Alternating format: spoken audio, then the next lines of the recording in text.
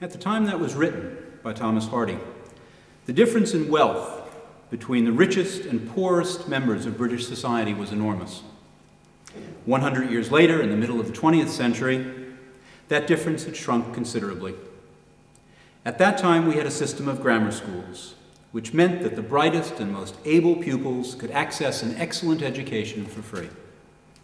If he or she performed well and worked hard, there were expanding numbers of places at new universities throughout the country, and Oxford and Cambridge were beginning to make places available based on ability and intelligence rather than wealth and connections.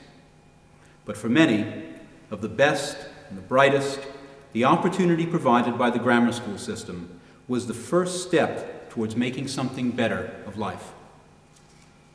But what is the situation today?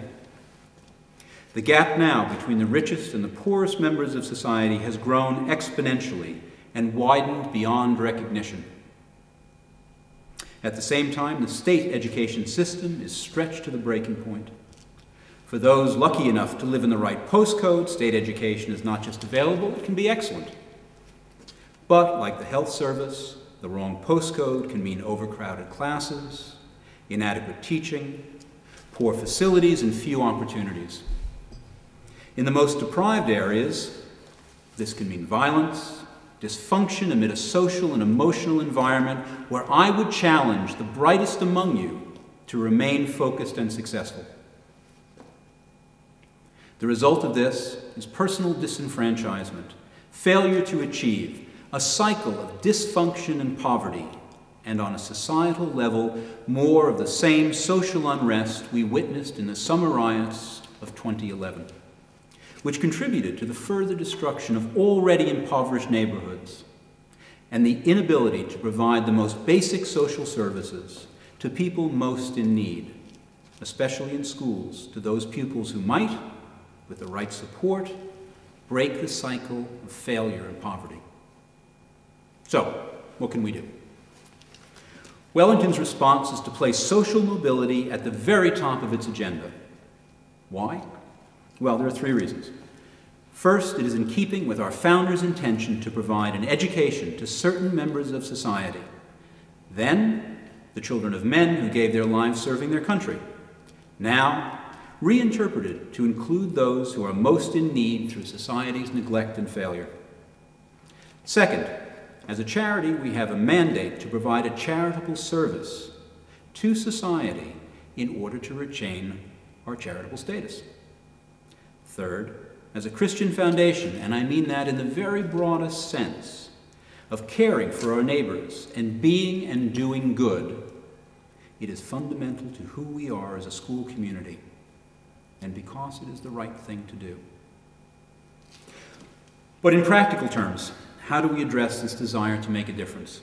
Again, I think there are three ways. First, through our association with partner organizations like Teach First, where we help to improve the standard of teaching across the country. Second, we sponsor the Wellington Academy in Wiltshire, where we make a small to medium-sized difference in the lives of many boys and girls. And third, and this is the part in which I'm directly involved, and in highlighting to you today, through the Prince Albert Society, our foundation for life-changing bursaries. The PAS provides full fees for boys and girls of great potential and ability, but limited financial means. 2 years ago, we accepted the first 2 Prince Albert scholars. This past September, we added 5 more. Next September, we're planning to add 6, and every year the plan is to add 6 more PAS scholars to Wellington College, until eventually we reach a level of 5% of our entire school community at any time on full bursaries. How do we fund this program? Through donations from OWs, parents, and others who might share our vision for a fairer society. Since launching the society 2 years ago, we have raised over £4 million, and it is our intention to add £2 million every year until we've reached a minimum of 10 million. What are the benefits? The boys and girls who are admitted through the Prince Albert Society are given the opportunity to take advantage of special benefits and opportunities a Wellington education can provide. Someone who had never thought they could get to university now finds this within his or her grasp. Someone who thought a local college or university might be the only possibility might find now that Oxbridge or Imperial College or even an American university is a possibility. For the college, the benefits are many. We access bright, talented, hardworking boys and girls, and their abilities help us to rise through the league tables, or help to propel our teams to victory, or lend a new voice to one of our professional quality productions. For all of you, it is a chance to meet, interact, and learn from people you might not otherwise know. In the best possible scenario, it will broaden the horizons of both the PAS scholars and all of our boys and girls, truly preparing all of us for life beyond Wellington. So, now, what can you do? First, you can realize how lucky you are to be here at this extraordinary school. Second, you can reach out and welcome everyone into the Wellington family.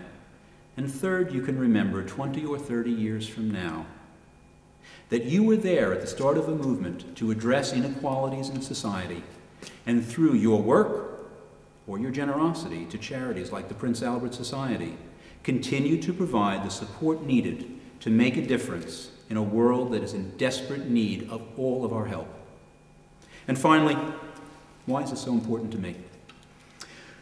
Well, 45 years ago, I was lucky enough to be chosen for a bursary at my school, a place not that different than Wellington. From there, I earned a place at an Ivy League university, worked in publishing, taught, and eventually became a director of Christie's, the fine art auction house, and traveled the world. For the past 10 years, I've worked at a job I love, redistributing wealth as a development director. But I'm aware every day how different this could have been. How? Like Jude in the earlier reading, I could have been told, no, it's not for you.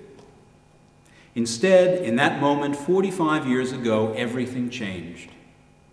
Doors opened, and all things became possible. And now I hope that you, like me, would like to help create a fairer world where at 13, all things are possible and no doors are automatically shut. Thank you.